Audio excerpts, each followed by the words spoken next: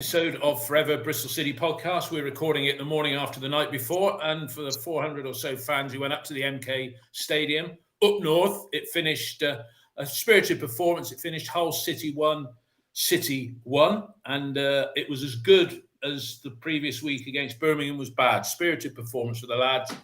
Definitely deserved a point, might even have got three. I'm joined by the regulars, Ian, Mark, and Neil, as I usually do with all of you. Quick summary of the game. You first, Mark, less than 30 seconds, but your thoughts on that performance. City started off the game strongly in the first 5 minutes, but then Hull played through their press and created chances, exposed City down the right and scored a goal. But City grew in confidence. Naismith's passing, both left and right, led to great chances. Jason Knight grew in confidence during the game, linking up well with Matty James and Joe Williams as a real midfield three to give Sykes chances. And how we didn't score, I don't know. We missed a couple of sitters. Yeah, got a deserved equaliser and finished the game strongly. So lots of boxes ticks. It's just the finishing that lets us down. That's the only problem. Okay, that's your summary. Ian, on your part, quick review of the game before we delve into the detail. Positives, were a point away from home. Well done to the 408 people that went up there. We played, that's our best performance over 90 minutes of the season. We didn't have the ball, which is a positive for us because we don't know what to do with it when we dominate possession. It's one defeat in 5. If you include the cup game. Negatives, our finishing was woeful. We were sloppy at times, gave the ball away. Zach Viner played us into trouble on quite a few occasions. Weimann becomes once again 1 of 5 out, and we've really got to solve that problem. And I disagree with Mark on the midfield. I liked James and I liked Knight. It was Knight's best game for the club, but Joe Williams in that more advanced role can't do it. No. So and Mr. Sitter along with Sykes. So some positives, some negatives, but overall our best performance of the season. Okay, that's good praise from you, Ian. What were your thoughts, Neil? First 5 minutes quite positive. Then we went through about 15 minutes of allowing them to shoot on site from about 25 yards out. They had about 4 or 5 shots, and I thought, are we actually going to stop the shooting from the edge of the area? Then we gave away a sloppy goal that we'll talk about. And then actually, the last 20 minutes of the first half, were pretty good. Naismith, in particular, missed his passing the last few games. Over the course of the game, started the second half strongly. Then Hull had about 15, 20 minutes where Max made a number of saves, kept us in the game a little bit. Again, generally down to our sloppiness. And then finished the game strongly. So positives. Good to see Campering have a better game because he's started slowly. Amazing what a 3-year contract can do for your confidence. And I think overall it was an enjoyable game to watch. Yeah, no, I'd agree with that. 19,500 in there, not the most raucous of atmospheres. I'll stick with you, Neil. The lineup sort of picked itself, really, didn't it? Because we're in the realms of per many 3 from 6 up front, but Naismith slotted into the back 4 in the absence of Rob Dickey, which we know he can be a bit calamitous at the back, but predictable lineup, wasn't it? Yeah, I didn't actually. Start of last season when he was at the back, he was a bit overconfident, a bit calamitous. Since that point, actually, when he's asked to be playing at the back, he's kind of cut that out a little bit out of his game. It's been supplanted by other defenders that Ian spoke about. But I think, just from a passing perspective there, that he's pretty much the only one in that side that can actually play some of the balls that he does do, which is tantamount to why we have been hitting more long balls than any other championship side this season so far. Interesting. Ian, the lineup, probably one that you predicted, yes. But what about the bench? I guess with Taylor Gardner-Hickman on then. Taylor Gardner-Hickman on the bench, it's all, although we only named 8, he's sort of like an extra man by himself in that respect, he said. But your thoughts on the lineup? Well, when people said to me that we were going to sign a big name player, I got quite excited. But I don't think that's what they meant.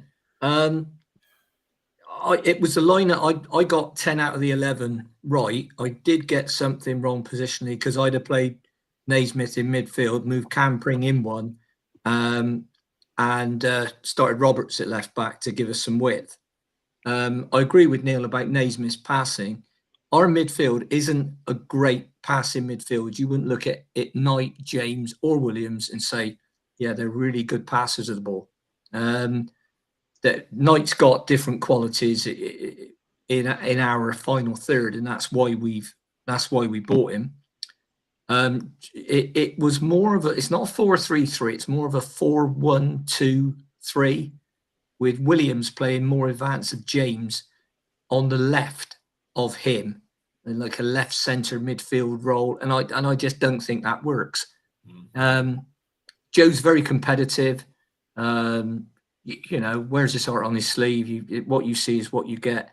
But as far as finishing goes, he couldn't hit a cow's arse with a banjo, and that's not going to change. He's too late in his career to suddenly start banging in goals. So I thought I had last night, and this is just thinking aloud, is that where you could play Taylor Gardner-Hickman with a lot of energy, and the same as Knight, get around the pitch, might get forward, likes a shot, likes a tackle, will break up play, and that might give us a more positive influence in that final third. The front three, I think Sam Bell looks like he's lost a bit of confidence in me, but some better crossing with his left foot last night. Mark Sykes' crossing was in fact, our crossing as a team was far better, and the set pieces were better last night. Obviously, it helps with Naismith taking him, even though some of them were plonked him round about the near post. If you haven't got Big Dicky in the side or a lot of height, let's put it that way, it's no good firing in big high balls against 6'3" defenders. And Neil alluded to the fact that we've been playing a lot of long balls. It really doesn't work. I'm still looking at the team thinking we need a centre forward and a centre back, particularly with Andy going down, and that's 5 out. We'll talk about transfers because there's only 1 week. That's 5 out injured for we don't know how long. For indefinite periods. Mark, the front three, Sykes, Wells, and Bell. Ian's alluded to the fact, and I think Neil and I were speaking offline. Sam, worthy of a place in the squad, but he's looking a little boy lost out there. What do you think of the fact that we only named 8 on the bench? We could have had Arroyo or Knight LaBelle as extra defenders on there, but your thoughts on that selection, Nigel's team selection last night? Yeah, I don't understand it. I mean, and unless it comes down to money or something, I don't know. I mean, why not? I mean, just have a fitter on there. Then that doesn't mean they're going to get on the pitch unless there's some sort of emergency. I don't understand this. Just nominating having eight substitutes when you've got 9. But just going on to Sam Bell, I thought he did well in the second half against Birmingham when he got the ball on his left foot. But our game relies so much on crosses, but the accuracy is poor. I've just looked at the attack. There's some really good stats on Sky. I mean, our passing accuracy was 74.5% to Hull's 87.6. And accuracy in the opponent's half was 59.9 to their 73.8. We had more shots inside the box, 15-7. But it's just, the shooting accuracy is only 25%, and theirs was 69. That's the problem. It's no good pumping balls into the box. If you have those crosses, they can't be high to small, slight players. You need to hit them hard and low, like Sykes did, and get somebody running ahead of the ball and getting on the end of it. If they're offside, they're offside. We'll worry about that when they stuck the ball in the back of the net.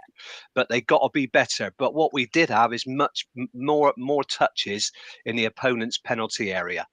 lots of block shots, lots of bodies up there, but it's just that final bit of quality that we're lacking. It's getting a real problem. 3 goals in 4 league games is a problem, and it puts the onus on the home form, where we know teams will sit deep and try and hit us on the break, because they know Bristol City find it very hard to break teams down.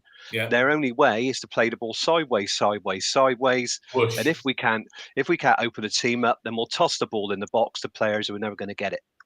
Yeah, no, that's a very good point there, and it backs up what Ian said, that we haven't got midfielders that are passers that can take the ball through the middle in the way that Alex Scott used to, because we berate Alex Scott for only 2 assists, but it's the assist of the assist that needs to be looked at.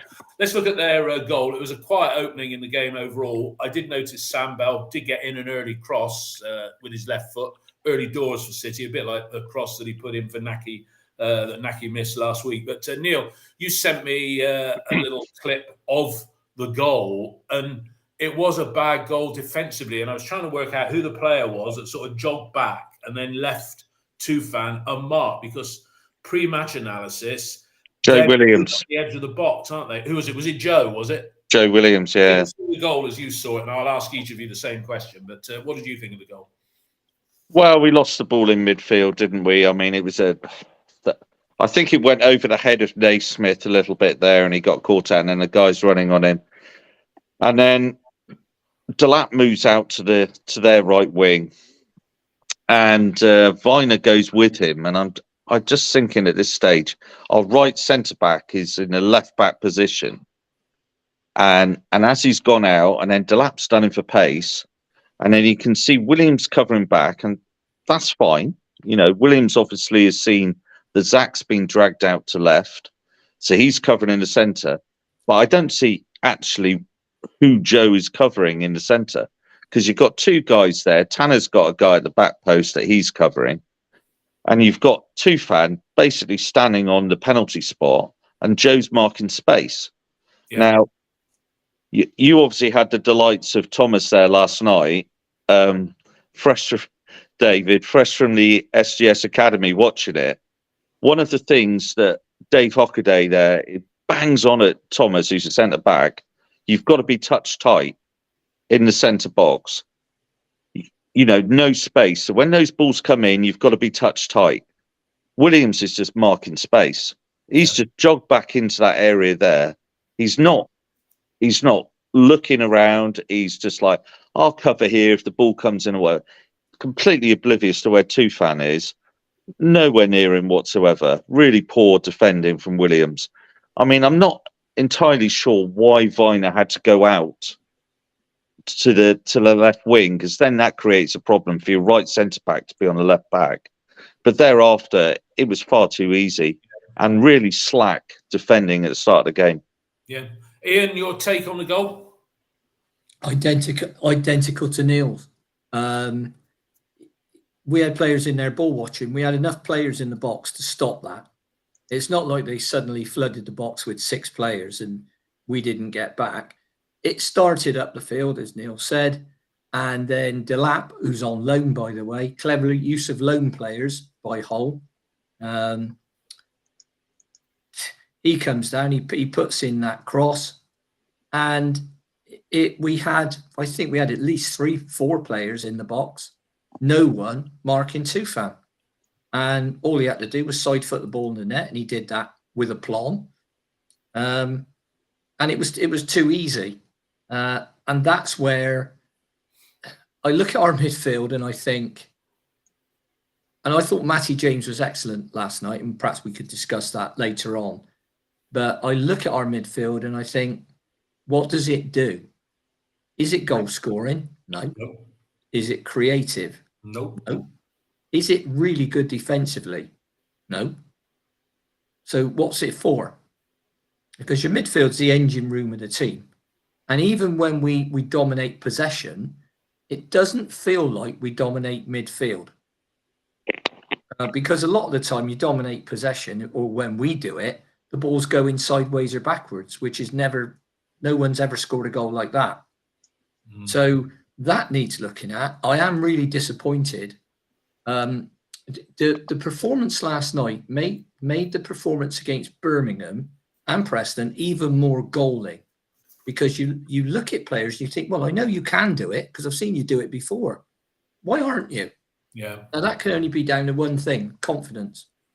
Yeah, it was interesting, Ian. Sorry to interrupt. It was interesting that Nigel said, if we play like that every week, we'll win a lot of games. And I think he's right. I think he's right. Dave, that's literally his job. Yes. In the last 3 seasons, we've won 15 games a season, irrespective of who was manager. We've won 5. Now, that's 32% of our games. Now, we know if we do that, we'll stay up. Yeah. Because that gives you 45 points. So, but if you want to progress, we've got to win more games. Right. Now, so far, we're tracking it 25%. We've won 1 out of 4 league games. So that needs to come up. Now, definitely. So you can look at last night and say, our best performance this season, and I've said that myself. Then somebody might say, well, hang on, that's a bit of a low bar, isn't it? Well, yes, it is. But at least it's improved. It didn't deteriorate. Okay. But I'm still thinking, where do the goals come from? And where do the home performances come from without some tactical tweaks and changes or signings? Okay, Mark, I think we've done the goal to death, but it seemed to spur City, and I'm going to recite some of the incidents that took place. Sam Bell cross, touched by Wells to Sykes, Rose Z, Naismith to Sykes, crossed the ball, Wells, volley blocked. That was on 29. 31 minutes, Wells got a cross in. It was blocked. Williams, whoa, over the top again. He should have put that one. And then there was that incredible goalmouth scramble on 37 minutes when I think it was George Tanner moved up. He had his effort cleared off the line. City didn't wilt after that early goal conceded, did they, Mark? No, I think it might have been Knight had it cleared off the line, because it was Knight, then Tanner, then Knight again. Right. Then the ball went out to the left wing, which we recycled it. And then we got a corner. So Hull defended great. They had lots of bodies in the box, but they threw their bodies in front of the ball. But the worst misses were by Sykes and Williams. I mean, Wells got away brilliantly, runs those channels brilliantly, got the ball on the right hand side, crossed, keeper pushing it back. Williams hits it left-footed. He's got his head up. You know he's going to miss. Player on the line. And then Bell cuts inside and hits a shot that's going wide. Wells flicks it back into Sykes' direction, and he's looking up, and he hits it over the bar. So the finishing was really poor. Both Williams and Sykes should have got their shots on target after working really good positions on the left and the right hand side. You know, it's I bet Pearson was screaming when those two went over. Neil, if you missed a chance like Williams did, right, it wasn't a bad miss, but he was sort of like, he had a big grin on his face, like, look at that. It was almost an ironic grin, as in like, well, I'm a bit rubbish at finishing. Everybody knows I'm rubbish at finishing. So there's a further example of my finishing prowess. So there was an ironic sort of grin a little bit in relation to it. Yeah, here we go. I'm going to get pelters again. Yeah, you are, Joe, because that was shocking, quite frankly. Keep it. I mean, the Sykes one, he's leaning back, but Joe's, I mean, he tried to curl it in, didn't he? What's he got for City? He's got 2 goals, hasn't he? One off his arse and one from 2 yards or something like that. I think he scored both his goals from about 2 yards. One against West Brom, and one against Rotherham, where I think the ball hit him, didn't it, when it cross came in from the left? Yeah. If you're going to play Joe Williams in an advanced role, he's going to find himself in those positions, and I cannot think of a worse midfielder in recent times to have in that position. Really, composure-wise, he always looks like he's running the end of a marathon. You know, the effort on his face, it's like he's crossing the finishing line. It's just so much effort, isn't it? Yeah. Well, he's not in control. I mean, for me, that wonderful goal we spoke about last night, David, where with the wonderful assist for Weimann up at Blackburn. Set it up, Where- yeah. where he took the shot and it was going out for a throw-in, and Vyman managed to volley it, didn't he? When Andy, It was just like, in the oh, back of the net, everything in the back of the net. Ian, we had that dominance, yeah, and we felt it. We were confident. We were going forward. It was a more attacking performance than against Millwall, and both City's best performances have come away from home in the 4 league games. They went out in the week, and amongst various players mentioned with them, they signed Scott Twine, yeah, and it looked a bit dodgy on 41 minutes, didn't it, Ian, when he had that free kick in a good position, but it was almost as bad as one of ours, wasn't it? But they've been very active in the market, haven't they, Hull? And it looks like there's more to come. Well, it looks like they're going to sign 2 lads from Villa, Philogene and Keenan Davis. And Keenan Davis is the sort of player who do a job for us. He's mobile, he's big, he's strong, and he can play down the middle. I still think that our forward line needs looking at in terms of we probably need to play 2 strikers, because all of our strikers are better next to another striker without exception. To a point has been made on the chat about how we performed against Brum, PNE and Millwall. It can be down to the opponents. They're disruptive teams. Hull are a more open team. Completely agree with that, but that is literally what the managers and coaches have got to solve in training. Other teams will not let you do whatever you want to do. That's a given. Yeah. However, the managers and coaches have to find ways around that. And the way around it isn't to play Sam Bell up front, more or less on his own and isolated, and pump the ball to him in the air against 3 6'3" blokes. That isn't the way you cure it. So that needs thinking about. That's why we've got so many coaches, managers, analysts, and a huge whole tranche of backroom staff to solve those issues. Yeah. And as Bill said, if you're going to play Joe further forward, why are you doing it? Well, we'll come on to that in a minute, because again, we'll talk about what the impact of Andy Vyman's injury. Mark, coming to you, first dibs on this one. 2 minutes into injury time, ball's in the back of the net.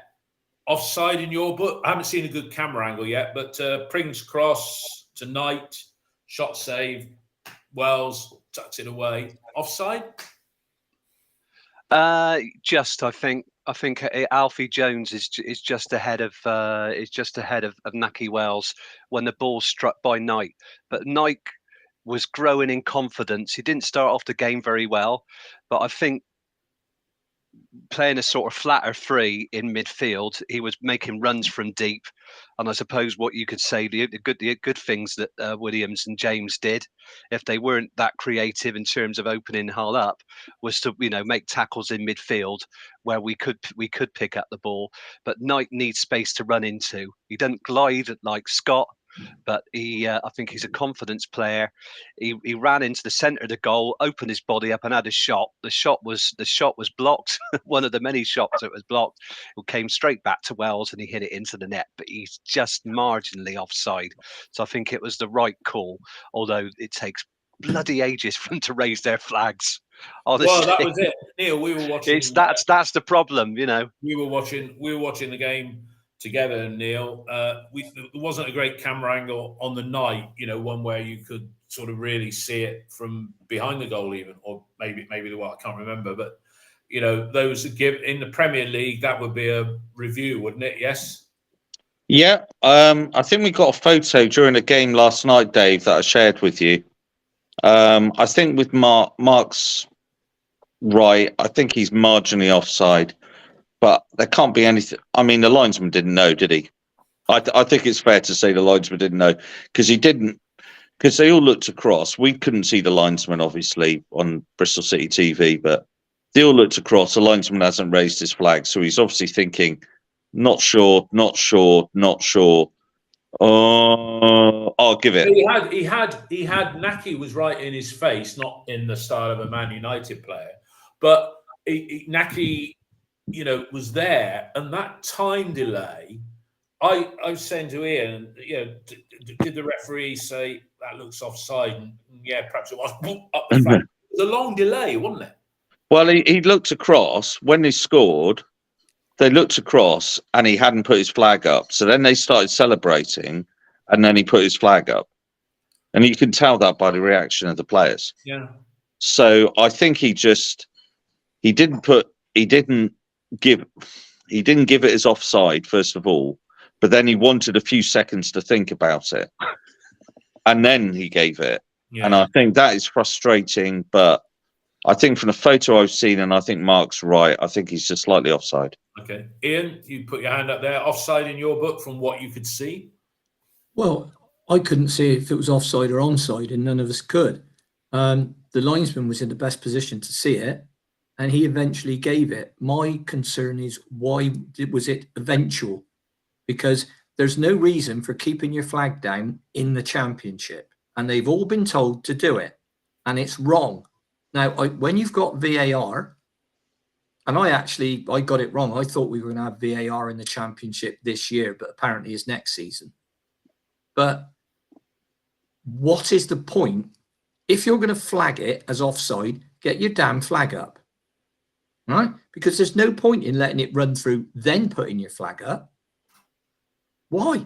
That's right, because it's a decision. It's offside, and if you have to think about it, if the linesman puts his flag up, the player is given offside, unless the referee says to him, goes over and says, you did see the deflection or the deliberate touch by the whole player, did you? And he said, oh, no, I didn't see that. Well, in that case, we'll give it was onside then. They didn't even consult, did they, Ian?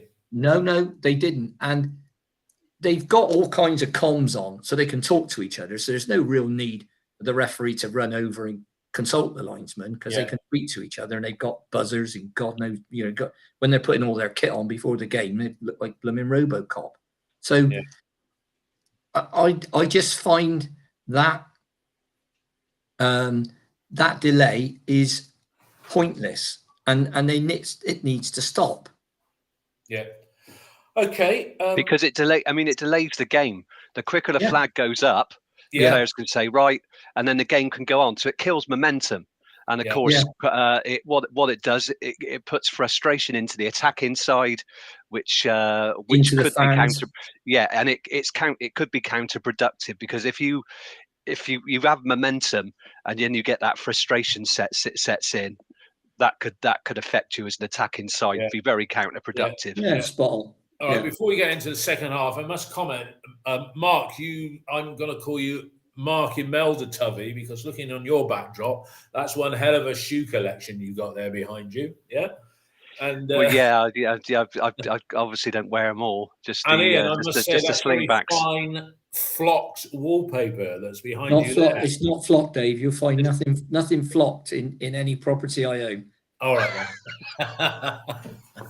Right.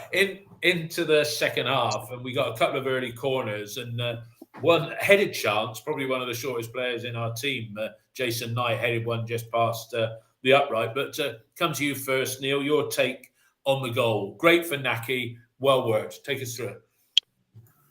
Well worked. I think Knight became a bit more influential start of the second half. I think he was running from deep.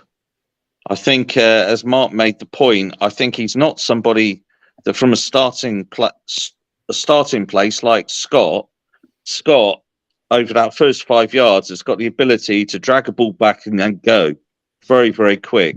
Knight is somebody who needs a bit of room to run into. And when you're playing up behind your front man as the top of a midfield three, he hasn't got that space to run into. I think if you play him slightly deeper and then he's got the space to run into, he's a little bit more effective. And he laid it on the plate for Sykes, and thankfully, that premise of just hit it low and hard, he didn't overhit it, because there were times where we were overhitting balls as well yesterday. And our crossing, as we said, is still... I mean, if you're going to play with two wide men putting crossing in, they have to be decent crosses of the ball, don't they? And they're not. Sure. So there we go. And they haven't been for years, quite frankly. Yeah. Your take on the goal, Ian? Our goal? Yes. Well, as Neil said, I mean, I think we crossed the ball a lot better last night. I mean, they're one of their the one point about their goal was it came from Mark Sykes crossing a ball out of play when we were attacking. That was our first movement before their goal. Now our goal last night, yeah, good play from Knight driving forward, playing a nice cushioned pass into the path of Sykes, because that's another thing that infuriates me when we pass the players either at their feet or slightly behind them, because no coach is ever going to tell you to do that. So gets the ball wide, really good, looks up, early cross, early. That's the other thing you've got to do with crosses, because defenders hate it when they're running back towards their own goal and the ball's zigged across the box. Nice cross with pace. Naki's curved his run this time. He's got a tap in at the back post. For his first goal, I think it was, did you say last week that he hadn't scored? I think it was Neil said he hadn't scored in open play in 20 games. Something like that, yeah. 23 games. Half So his last goal was against Hull in February, wasn't it, from a penalty spot? So, but, and one of the guys playing for Hull last night, McLaughlin, I remembered him, and that's the fella that Chris Martin outpaced from the halfway line when we beat him 5-0. Yeah. Well, that's how quick he is.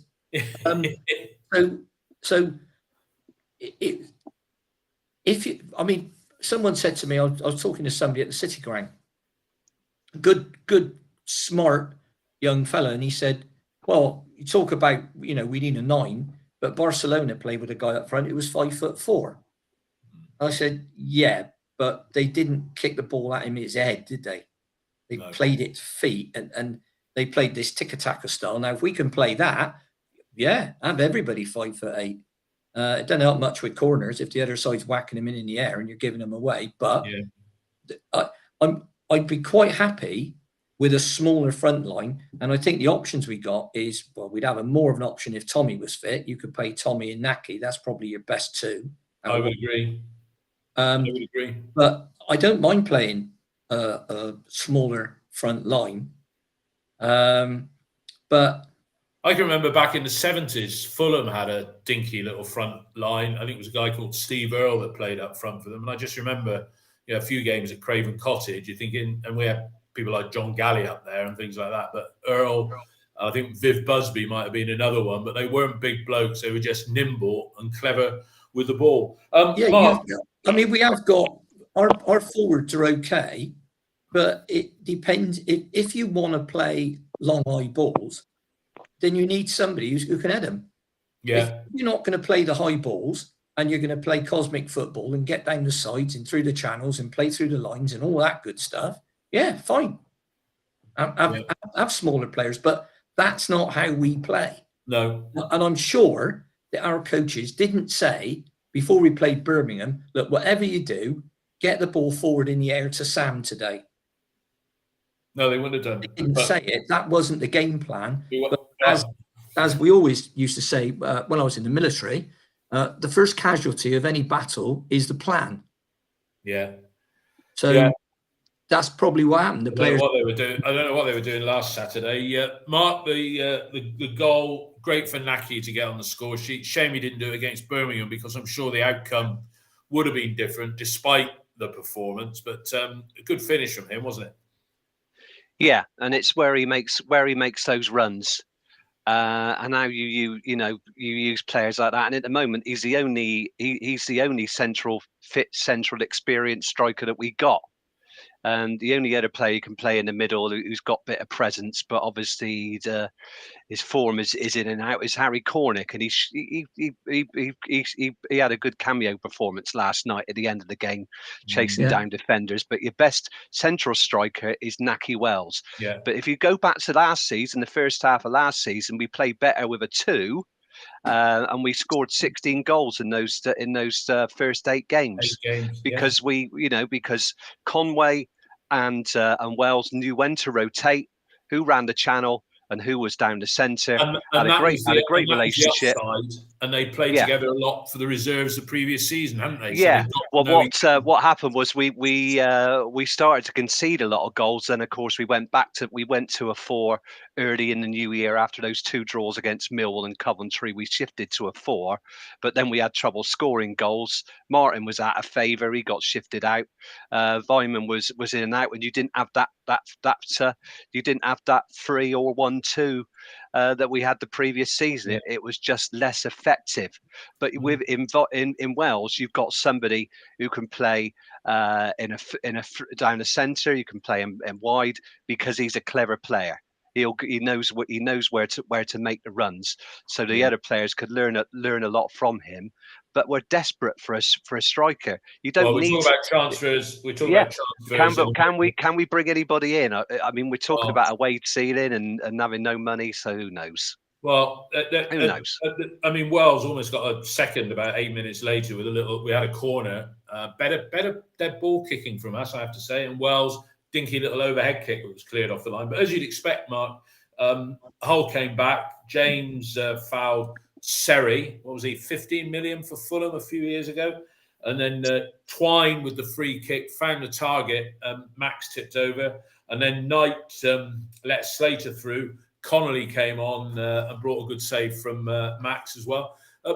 Max's distribution was, and I thought he put in a performance last night that would make Nigel think it's not a desperate situation to get another goalkeeper before the end of the window. Would you agree with that?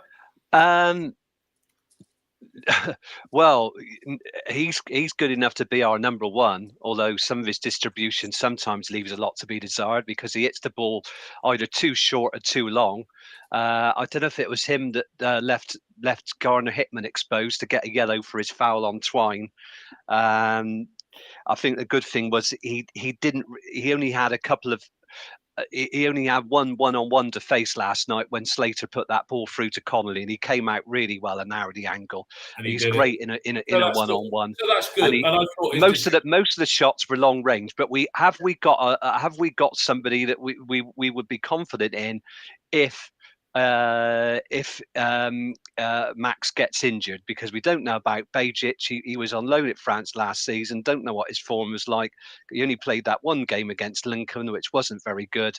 I don't think Wiles Richards played a game in the Championship either. No. So yeah, you worry if Max gets injured. It's really got to be somebody at the end of their career, like Nicky Mempar was, because why is a goalkeeper going to come here and sit on the bench, right? Because they will sit on the bench until Max drops a rick in a game, and we don't want to. Well, yeah, but Max is number one. He's a deserved number one. He's got improved his distribution. Some of his kicking's poor. He can sort that out.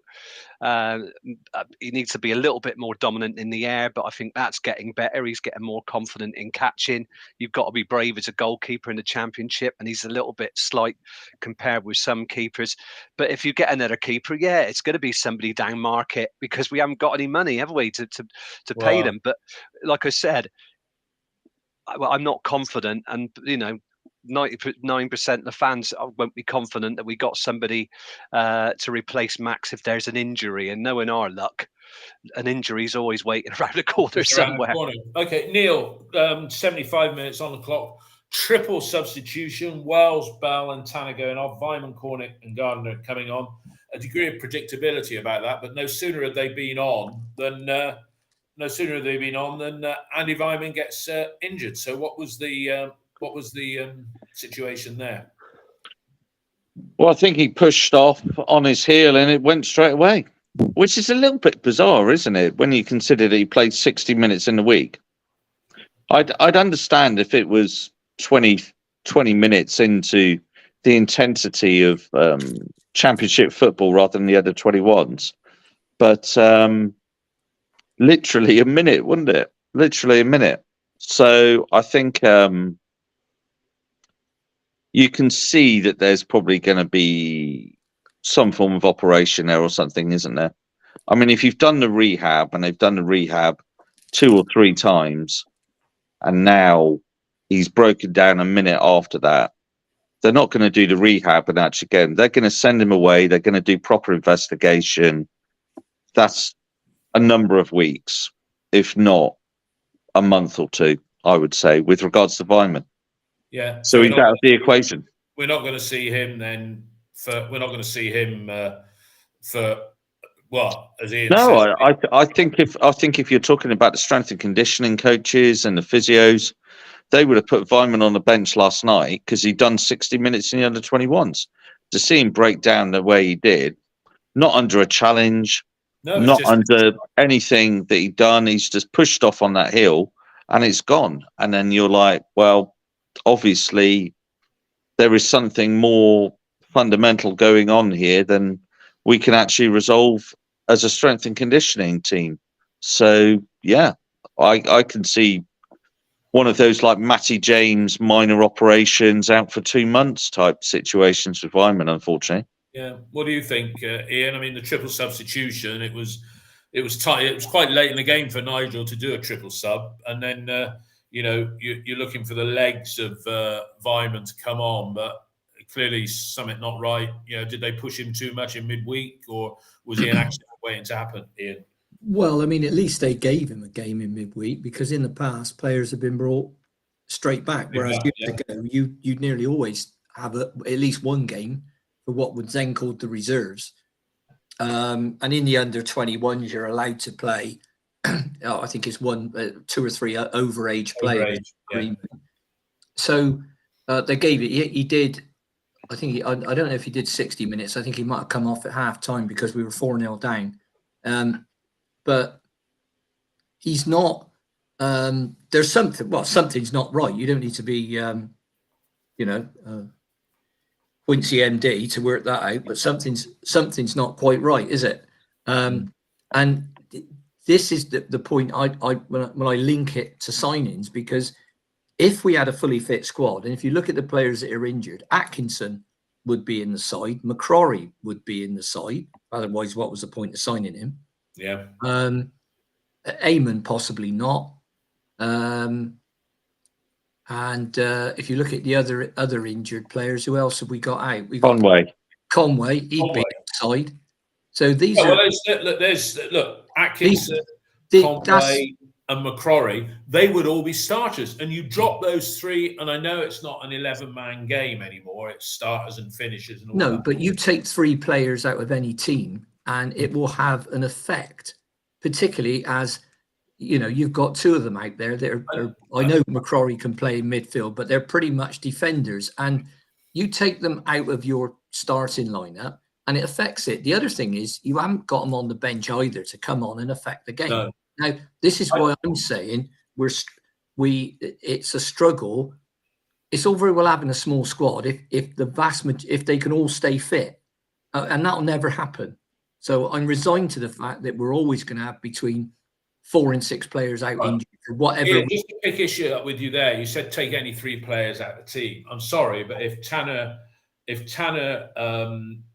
Williams and Bell were injured right now, and those 3, if you said you're taking 3 players, but I said before, Dave, they'd be they're key players in our best in the starting lineup, whereas none of those other ones are what I call. So it's the wrong key. They're key players. No. Well, McCrory was brought in by Pearson to replace Tanner, because when he was asked, McCrory played 4 different positions last season for Aberdeen. Where do you see him best? He said right back. So the signing of players, I mean, those 5 are out for a considerable period of time. Yeah. Right. Let's say indefinite. It's indefinite, isn't it? Well, not all of them. I think Conway's not indefinite, but last time he was out, he missed 15 games.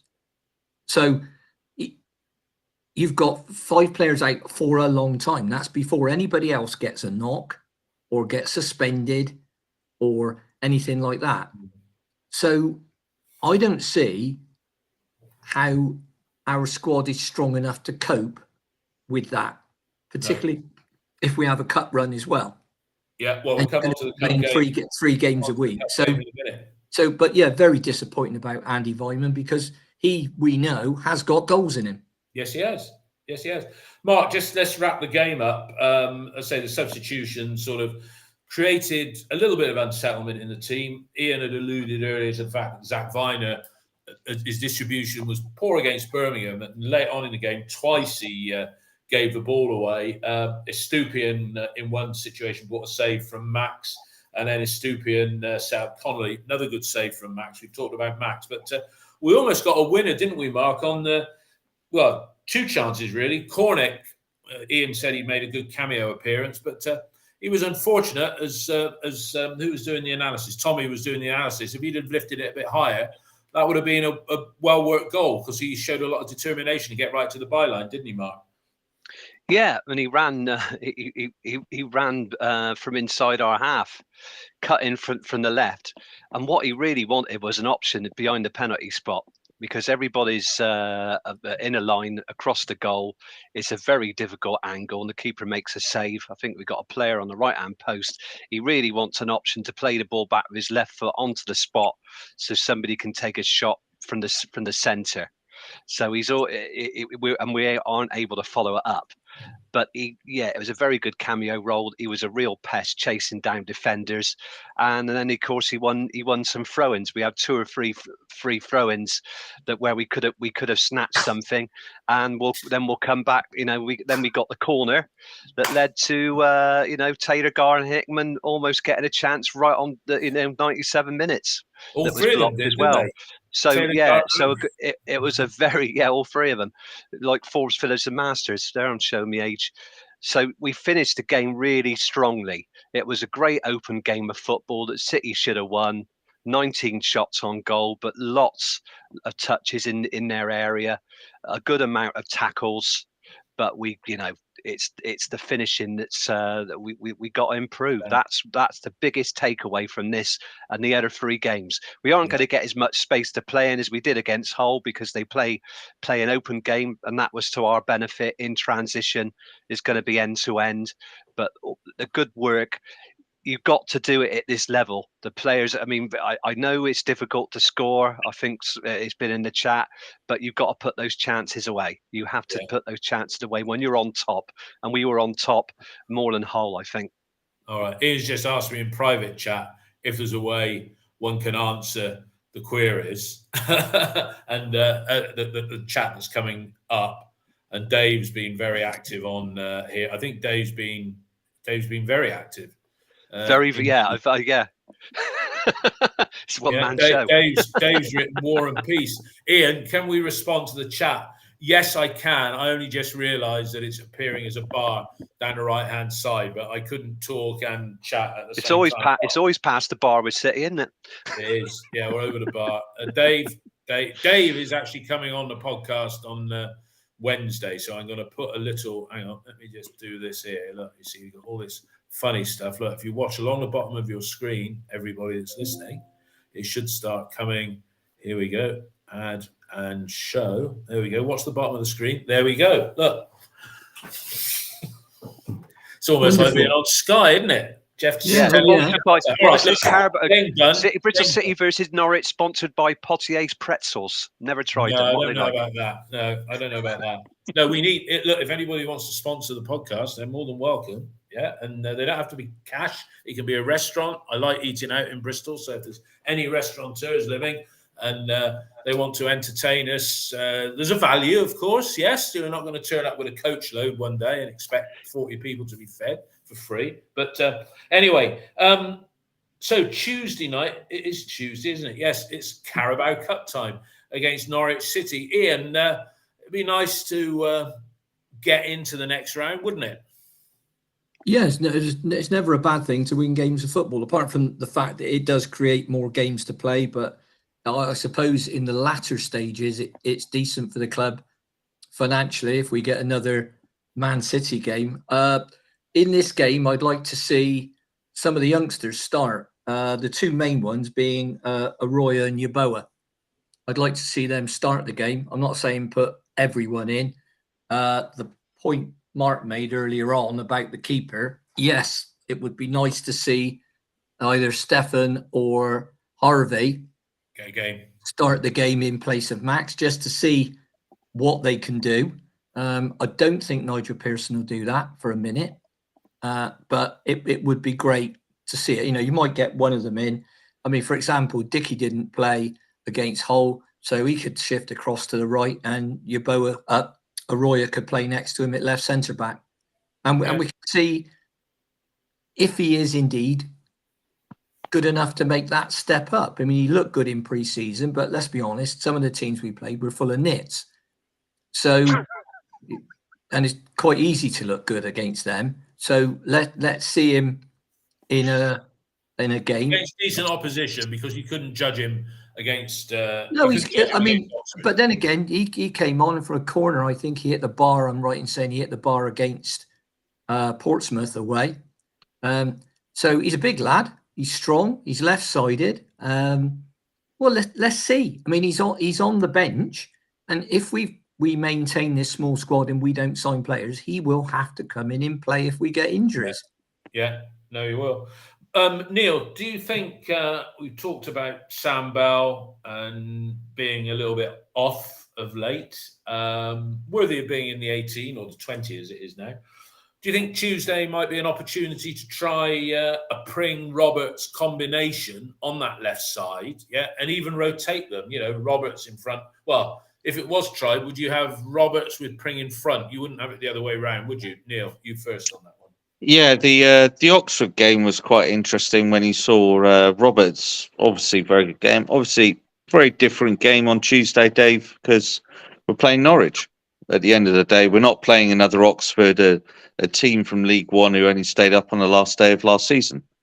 So I was surprised that we didn't perhaps give a few more changes for that Oxford game.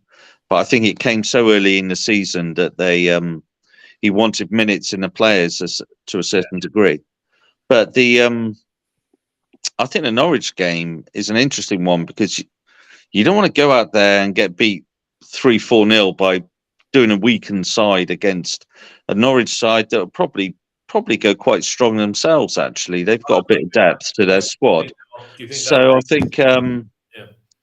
I think he'll probably go with the squad that he played against Oxford. Okay, Mark, your thoughts on that? Yeah, I think there should be some changes, and I think it'd be nice to see Bajic or Wiles Richards between the sticks, but I don't think he won't. I don't think he will. I think Dickie will come back just to get some game time, because obviously he missed last night through suspension. I think it would be good to see Yeboah get some minutes. But I mean, the thing is, unless you get through to the later stages, the Carabao Cup's not going to generate a lot of money. Unless you have a long run, into the quarters, semi-finals, and when you're going to draw a big team. So although obviously winning football games isn't a bad thing, I think we need to change a few of the players, because we got a small squad. I think you've got to protect the players, because the next game's the big one, isn't it, against Swansea on the Saturday. So I'd like to see Yeboah. I'd like to see Arroyo. Even maybe Harry Leeson at right back. Well, Harry's why not? What is there to lose?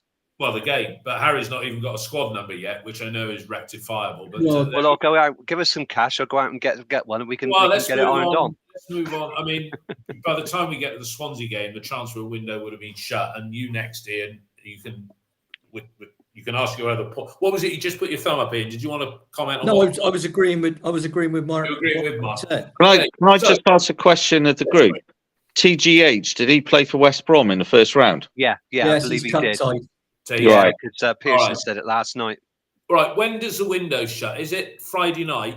Yeah, 11 p.m. Friday the 1st. on the 1st of September. Okay, so we'll know what we've got by the time we kick off Saturday lunchtime against Swansea. Now, all this business about we've got a wages budget, right, is now being used as the excuse not to spend the Scott money. And there was lots of talk on various media of late that Lansdown, words out of Steve Lansdow's mouth, it's nice to have a little nest egg. Well, that nest egg of 35 million, not cash, but it's still come into the P&L, right, for Semenyo.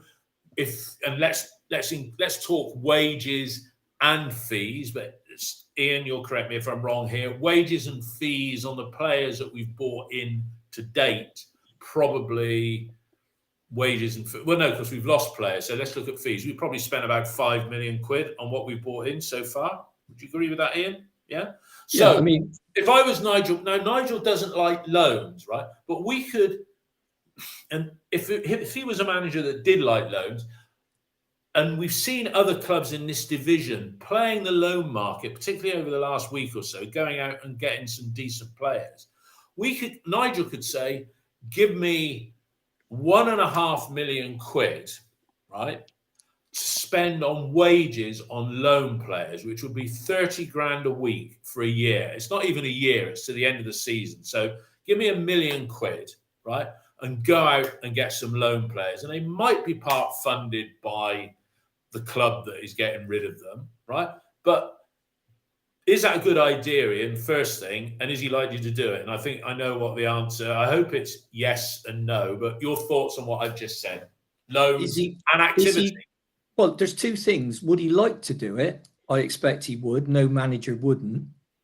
Will he be allowed to do it? No, because Steve Lansdown has decided that the budget is what the budget is. And this is the part that City fans are going to get annoyed about. He's going to get annoyed. They're going to get annoyed because we were told we don't need to sell Scott to comply with financial fair play. Then the message seems to be, okay, I know we've sold Scott, but we now don't have any more money. We were going to go out and we were going to spend £1 million on George Thomason at Bolton, who's a left-sided attacking central midfield player. Who's no better than what we've got, to be fair. Hang on, Dave, you haven't seen a kid play, you don't know that. Well, he's not in the Bolton team as a starter. Well, yeah, but they might have 3 brilliant midfield players that we've never heard of. So, but Brian Tinian saw nothing in him to offer £1 million for him. Right, 22 years old. He didn't want to come. The lad from West Brom is right-sided, can play right back or in midfield. Carlos Corberán couldn't, or a lot of managers couldn't quite decide what his best position is. But he's 6'2", not known to be great in the air, but is supposed to be a really good passer of the ball. And he can strike the ball, and he likes to tackle, which are all positives for me. And he's young, and he wants to be here. Brilliant. So we've got 1.3 million committed as an option next season. Now we don't need to take that option, but I think Pearson said we already will. All right, fine, we do that. So that money is going to be in possibly next year's accounts. I think when of our accounts end? They haven't come out again, have they?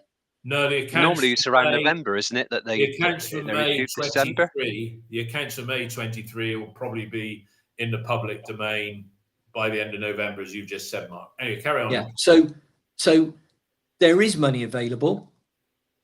It wouldn't affect our position. If we go out and spend 15 million quid, yeah, but there is money available to bring in a couple of quality loans or a couple of quality signings. All right. That money's available.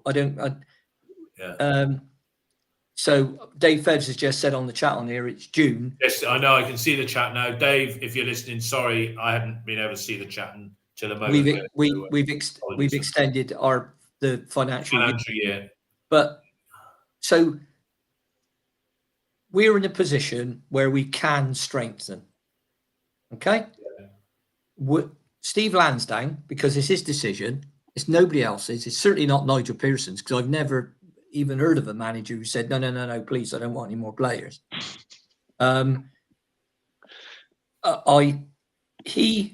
Steve Lansdown has chosen that money stays in the bank for a rainy day. Yeah. Okay. And I don't think he's even considered the fact that by not strengthening, we could find ourselves in trouble, get sucked down into a relegation battle, and go down. And that will cost us, at a conservative estimate, somewhere between 12 and 13 million pounds a year. Yeah. And that is what, frankly, it scares me.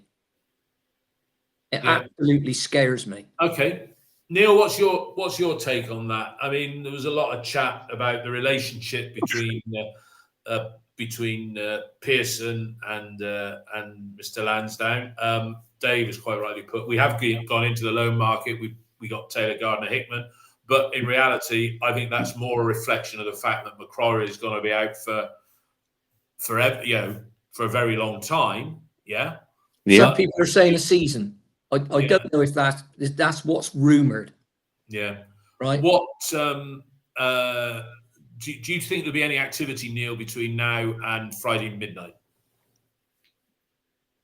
Well, I think a simple answer to your question is if Viner goes, or you get an offer for Viner, then I think he'll bring someone in to replace Viner.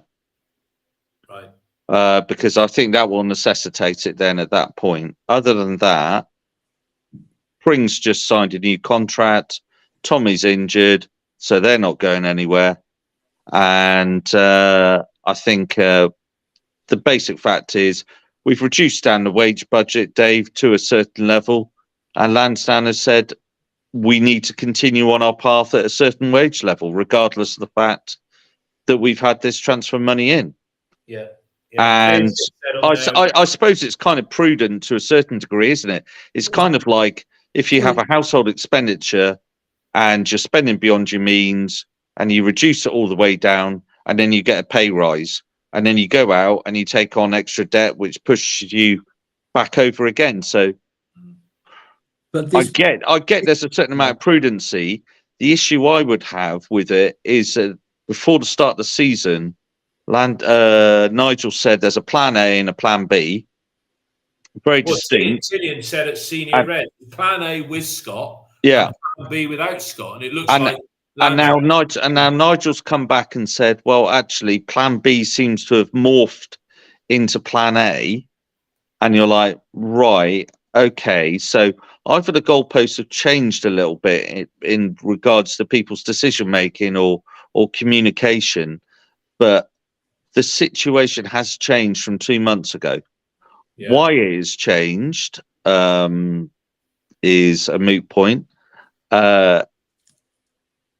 He's not saying, Lansdowne's not saying he won't make funds available at some point. He uses words like nest egg, and it's a useful amount of money to have there if we need it.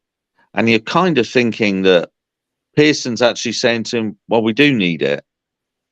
So they're kind of at loggerheads a little bit, and then you've got your favourite man, Phil the Deal, who isn't coming out with anything at all. And I can't help get the feeling that if Richard Gould was still around, we would have heard from Gould by now, actually. Level of communication from the club that's not, rather than the bits and dribbles that come out. Mark, you wanted to say something there. Go on.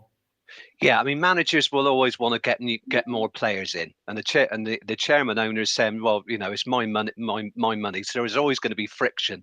Where there becomes a problem is if the manager goes public and complains too much, then the owner says, well, obviously he's gone too far.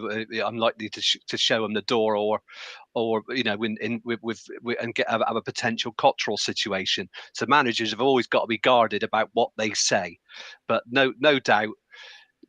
We need a plan C, because we had a plan A with Scott, plan B without Scott. We need a plan C because either of those two were the injuries, losing Vyman for months. Vyman was our top scorer 2 seasons ago. Conway top scorer last season, and McCrory. I mean, the poor guy.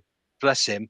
We just got to hope that he's going to be okay long term, because if he's illness, we don't know how that's going to affect his life beyond football. We just don't know, because there's going to be no communication. So if we got, obviously there is wriggle room to spend money. We got injuries. We've only got one central striker. Money has to be made available. We got a great deal with Taylor Gardner-Hickman. Last week, I was in despair because I don't know where we were going to get a player from. We got an experienced championship central midfielder come right back who's going to have great resale value if he improves. He's 21 years old. He's got great attributes.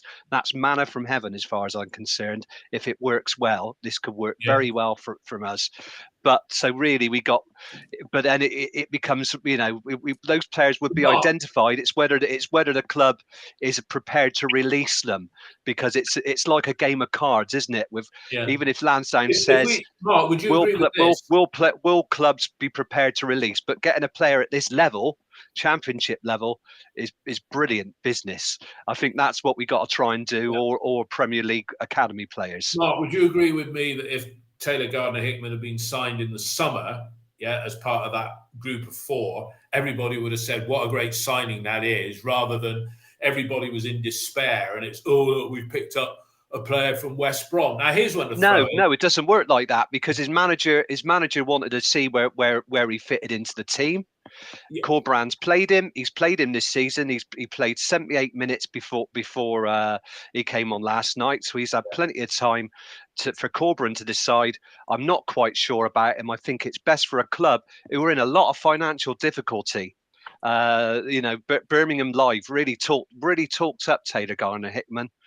He's one of their own. He's a player who's come through from a young age group, who's a one club man, but he's somebody that I want to have fighting for you. So it's unfortunate the fans are going to miss that player. It's good business. But he wouldn't have been signed in the summer, Dave, because Corberán hadn't made up his mind. I'm just saying, I was hypothetical. Yeah, it doesn't. It's just one of those things, isn't it? 21-year-old fringe of the first team player with a Championship club. Ian, you put your hand up. Yeah, what were you going to say? Our transfer dealings, I was absolutely relaxed and okay about our transfer dealings prior to the sale of Alex Scott. Remembering that from the information he had, Pearson was expecting Scott to be back to play against Millwall, and Scott is not going to kick a ball for another probably 6 weeks. So our transfer dealings, I was okay up to the point we sold Alex Scott. Now, when we sold Alex Scott, I thought, right, well, we'll need to replace him, and it will give us the money to pay some wages to bring in some quality loan players, and other clubs are getting them. And it's not clubs with the parachute money that are getting them all. Preston have got players, Hull have got players. So there are players out there that you can get. And that's literally Brian Tinnion, and it's one of Brian Tinnion's jobs with his team. And they have to convince Stephen Lansdowne that we need the replacements with the injuries we've got. If everybody was fit, I wouldn't think it was a great risk, but everybody is not going to be fit, and it's not realistic for us, after what we've seen in the last 3 to 5 years, to expect everyone to stay fit. It's not going to happen. No. So, all right. You have to have a slightly I don't know about 40 players. I don't know about doing a Chelsea. Having said that, even they're flogging a few this year. I'm talking about having probably a couple more players, and my money would be on a quality centre back and a good centre forward who's different from the ones that we've got. Okay, I'm going to ask. Let me come on to Neil, and then we need to wrap up. Neil, this centre forward thing. I noticed on one of the feeds yesterday, Peterborough. Is it Johnson Clark-Harris? Yeah. Championship clubs in line for him. Swansea have sold Pirro, which is good because we're playing. He's got the Leeds mark. Yeah, I think I'm right in saying that. But I know they were. Wait a minute. I know they were trying to negotiate with them, and they were trying to buy their best centre back, Woods, who said he wants to go. But I'll stand corrected. I saw a line yesterday that said that Leeds are in advanced talks with a guy from Genk, which is Belgium, I think. So I don't know if Pirro's gone. Well, right. Pirro's gone to Leeds. He's definitely for 10 million. Yeah. Is it Johnson Clark-Harris? Yeah, but they're on about like Charlton, and DMAC has come out and he's kind of named the 3 teams, hasn't he? In the way that he does, and tries to get. He said Charlton, Bristol Rovers, and there was another one. Maybe it was Blackburn or something like that. Potentially, I can't quite remember the third one. But Right. ultimately, we're one injury away, aren't we? When the Birmingham game, when there was the error on the tweet, wasn't it? We can't call it tweet now, on the X, whatever we call it now. And Wales wasn't there, and I was in the car, and Gary Hours and everybody else was like going, "Oh Christ, we're in a bit of problems here, aren't we?" That's how close we are to having a real problem up front. Yeah. We are a Nacky Wales calf strain, a Nacky Wales whatever, and then you're on about playing Cornick down the centre, because I don't think Bell will be down the centre again anytime soon. No. So then you're really struggling, and in a championship, So would I like us to get another forward? I would. Do I think it's likely? Well, it would require Lansdown to actually go back on what he said 2 weeks ago. Yeah. And what's changed? Okay, guys. Realistically, maybe the Vyman injury. Injuries. Maybe the Vyman Injuries. injury. Maybe the Vyman injuries changed the dynamic. Yeah. Vyman's out now. Yeah. So Yeah. you've got to look at that. If you look at our side, Mark made a very good point earlier on. We scored 3 goals in 4 games. Right? And, with great respect to everybody, I don't think we haven't got a bad defence, but it's not one of those, we're not going to be singing 1-0 to the boys in red every week because we're winning. So we definitely need that strengthening. And Pearson, Phil Alexander, Brian Tinian have got to convince Stephen Lansdown that, because you can have a budget. I mean, it's a little bit like in the construction industry, you start off a year and you've got a budget, and you budget your turnover. Let's say you budget it being 100 million. And all of a sudden, and this has happened to me, you pick up a job worth 112 million on its own for 18 months. Now, we had all our budgets, but I had to go back to the FD and the board and sit down and say, look, if we take on this job, I'm going to need to spend about 15, 16 million quid on temporary accommodation, vans, plant, cars, blah, blah, blah, blah, blah, all the rest of it. So what you're saying, Ian, it blows the budget out the water, and that's what the budget itself doesn't change, but what will change is the amount of money you then turn over. Yeah. So you then say, well, we were budgeted to do 100 million, but now guess what? We've done 200 million. Yeah. But all the other costs, providing all the other costs go up in line, you'll make a greater amount of profit. So that's how it works. You don't just say, "Oh, right, we'll change all the budgets then," because you'll be changing them every. I mean, this is not massively complex at Bristol City, because we've had. No, it's not. It's a small business. It's just 2 lines. It's 2 lines in your account. I mean, the interesting thing will be, and wouldn't we love to be in this situation, that come the opening of the January transfer window, right? The opening of the January transfer window, if we're 5 points off the playoffs, right? 5 points off the playoffs when the January transfer window opens, right? And, we've still, Conway would be back by then, but if we're 5 points off the transfer playoffs, the playoff positions, 5 points off of there, would Lansdown back spending in the market then? Because it's still under the constraints, nothing's changed, but would we go for it? Would he show the support in Nigel Pearson in 4 months' time when the window opens again? And that, I'd love us to be in that situation in January where we're 5 points away. Ian, what were you going to say on that?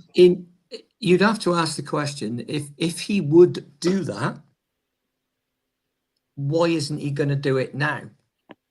Because the situation we're in, it's very early in the season. There's only 4 games gone.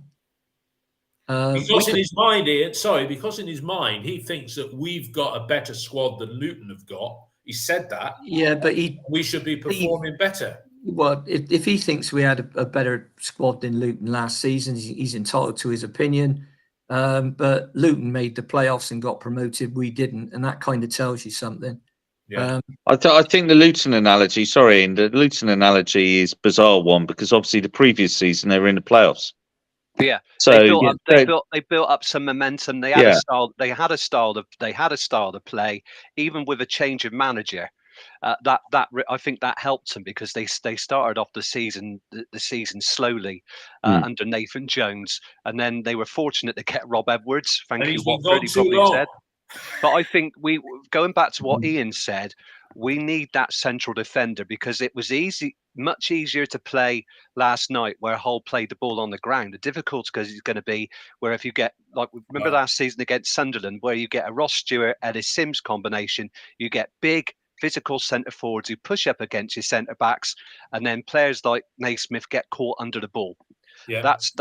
Therein lies the problem. Well, Not when you've got players in front of you trying to play through you. I'd much prefer Naismith in midfield, and to improve our home form, particularly, we might have to gamble and play one holding midfield player. In other words, play Matty James or Naismith as a pivot, so we can play two strikers. Ian, it's interesting because you can have James, Naismith, and Knight. You could have Roberts at right back. And then Pring wide on the left, leave Sam Bell. Hang on, Roberts at right back? Sorry, Roberts at left back. Yeah, you just put that extra man in midfield. Yeah, but our problem's not at home. Our problem's not possession. No. We have enough of the ball to sink a battleship. It's doing something with it. Look, so and moving the so that's a little bit. It's not exactly like moving the deck chairs on the Titanic, but. It's not going to make that much of it. Right. I want us to wrap up now, boys. We're going to when we beat West Brom and Birmingham, we played a full. We're going to end the podcast today by all right, go on. All doing the what was his name? The defender, for the thrower. Come on, everybody. Magnuson. There we go. We all used to do that. Yeah. Bye, Dave. You spoil sports. I don't know. Yeah. There we go. Anyway. Bye, mate. Hope everything goes well. Anyway, everybody, thanks for listening today or whenever you're listening to it. We'll be back on. Do you remember, anybody remember Sesame Street? One of these kids is not like the other. I think that was. We started off with Order Magnuson. We're on to Sesame Street. Yeah, right. Have a great bank holiday weekend, everybody, and a good weekend at work. And you, brother. God bless. Here's to our transfer business next week. Yeah, I'm trying to stop this now. Bye-bye. Have a good weekend. Yeah. Take care. Bye-bye, everybody. Bye-bye. Bye-bye. Bye-bye. I'm trying to work out how to stop this. You still there, Ian? Yeah. Yeah, I'm still here. You're still there. Hang on. How do I stop that then?